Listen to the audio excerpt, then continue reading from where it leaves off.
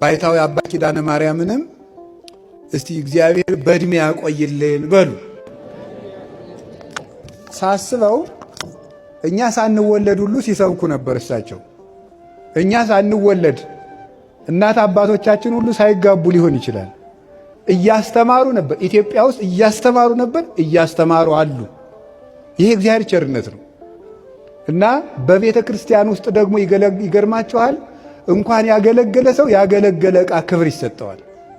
አሁን የተሰበረ ጽዋ ዝም ብሎ አይጣልም፣ ተከብሮ ነው በዕቃ ቤት የሚቀመጠው። ማይጠንቱ ቢሰበር የተቀደደ ጥላ እንደው ትንሽ እንደው የዋህ ቄስ ዝም ብሎ መጽሐፍ ካልሰፋበት በስተቀር ዕቃ ቤት ነው የሚቀመጠው፣ ዝም ብሎ አይጣልም።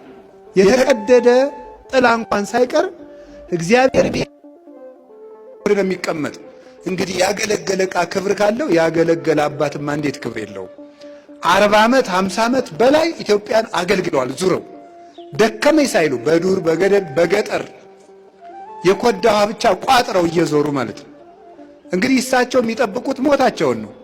ለእኛ ይጸለይልናል። ገና ነው ጉዟችን፣ አቀበቱ ብዙ ነውና መጨረሻችንን እንዲያሳምረው እግዚአብሔር እንደነሳቸው ያለ ደግሞ አባት አይንሳን በሉ። አንድ ጊዜ ሁላችሁንም እንደው እስከ ዛሬ እድሜያቸውን በሙሉ ላስተማሩት እስኪ አንድ ጊዜ ቃለ ሕይወትን ያሰማልን በሏቸው። ድገሙ።